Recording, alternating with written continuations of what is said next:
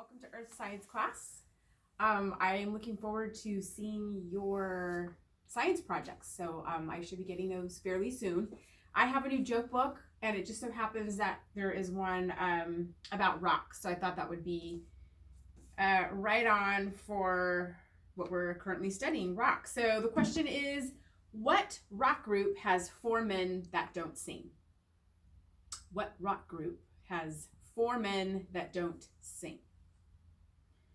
And that would be Mount Rushmore. All right, take a moment to get that one. Okay, so we're going to continue our study of rocks. Before we do though, I wanted you to take a look, hopefully you have your textbook right with you, and take a look at page number 182. So for this week's activity and actually next week's activity, pretty much what you're going to be doing is collecting some rocks. So whether you have rocks around where you live that you can collect, or you just so happen to have some rocks that you have picked up along the way, maybe when you've gone on, I don't know, field trips or something, if you have, maybe you might happen to have a rock collection at home. So I'm going to tweak it just a little bit. And the reason being is that you guys just did a science project, so I'm not going to require it to be as elaborate as your textbook says. So really all I need for you to do is to gather as many rocks as you can. And then if you look on page 184, the first thing I'd like for you to do is just to list 6 rocks. If you want to go further than that, that's fine. But just list the rock and then interesting facts about it. Now, if you happen to have a field guide, that's great. You can use that to identify the rock. If not, you can look online and do some research and you should be able to figure out the names of the rocks. Now, go over a couple more pages, and on page number 189, and I will be sure to include this in my email message to you. This is the sketch activity for next week. So this is on page, like I said, 189. And you're going to do a rock profile. So I'm going to give you an example of what that will look like. So I chose an amethyst. Beautiful, beautiful rock here, an amethyst. So let me just go over what you will be expected to know. I'm going to grab my pointer. You can just keep it over there. All right, I'm back. So the first thing you'll be looking at is the group. What group is your rock from? So amethysts are from the silicate group, and actually silicates are the most common. 90% of rocks are from the silicate group. The composition, which is the chemical formula of this rock, is silicon dioxide, which is represented like this.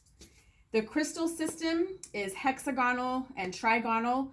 All of this information you should be able to find online once you choose your rock. And again, your rock of choice could come from a rock that you happen to have, or you can just go online and do some rock research and choose one that you would like.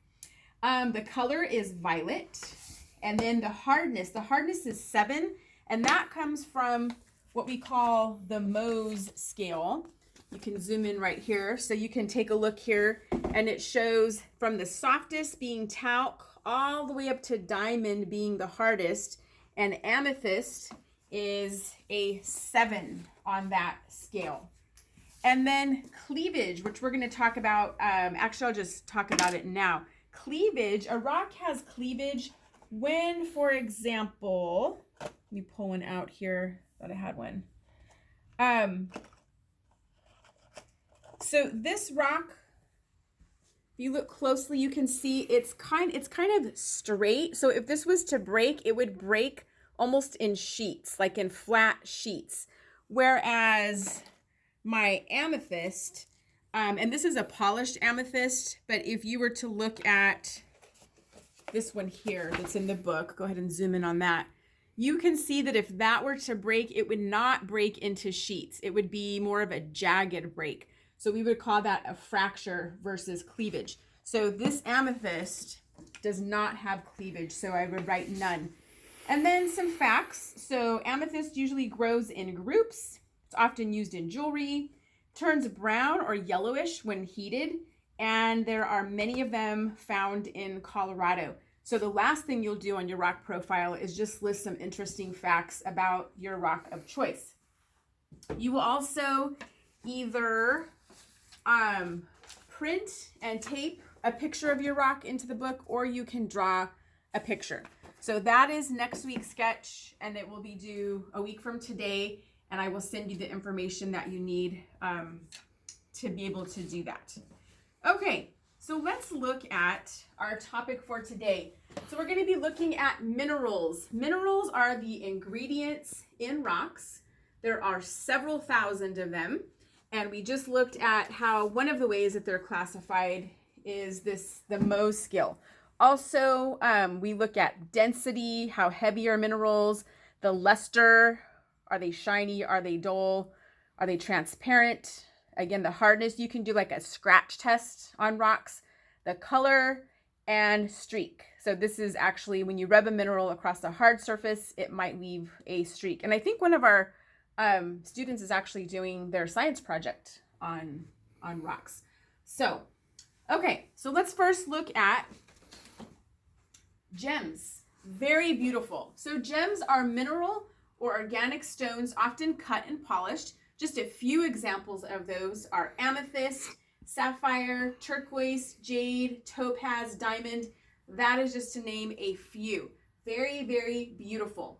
And then we have ores. Now, ores are rock and sediment that contain minerals and metals to be extracted. So if we were in class right now, you guys would be getting to eat our example. And I know Emily would probably be asking for double. And I really wish I was with you guys so I could share these with you, but I just want to use them as an example.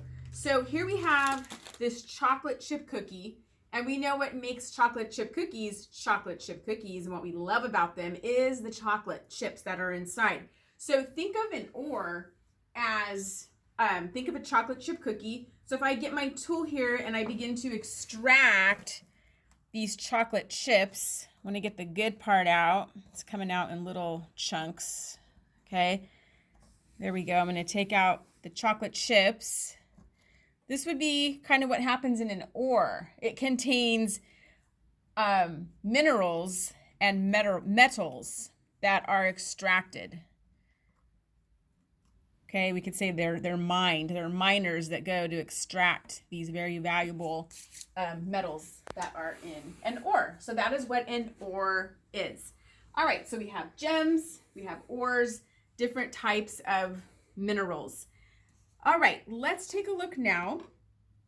If you could turn in your textbook to page number 192, and we're going to answer some questions there. So let me grab the book to see what those questions are. All right, so question number 1.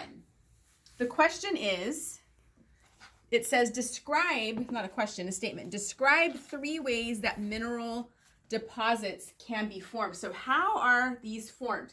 So one way, you can start writing these down, and I will take a picture and send these to you in case you're not able to write them down as quickly as you would need to before we move on. So one way that they are formed is that molten rock cools and denser crystals fall to the bottom, causing a concentration of minerals. So you can just picture as they're melting, parts are dropping down, they're cooling, and then there's a concentration of those minerals. So that is one way that minerals are formed. Another way is that mineral-rich water is forged through fissures, those little cracks, fissures with minerals deposited along the way. And then the third way is that components of rock dissolve, leaving behind those minerals, because keep in mind the rock is made up of different types of minerals. So they dissolve and leave those minerals behind. So that was number 1. And again, the ways that mineral deposits can be formed. Number 2, smelting. Everyone say smelting. That's a kind of a fun word. Smelting.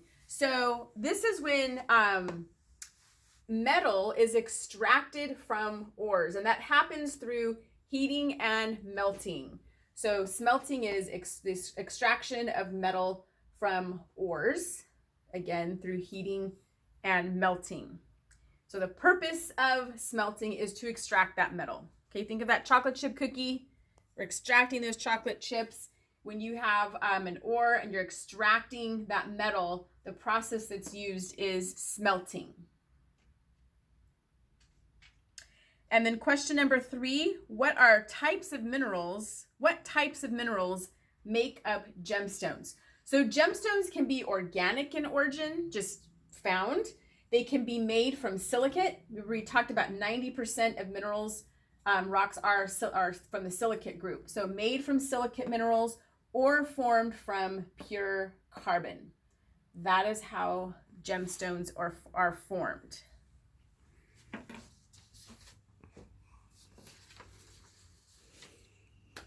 All right, so that's going to conclude our lesson from today, and you will probably have already seen the notes that I made in the email about what's expected for this week.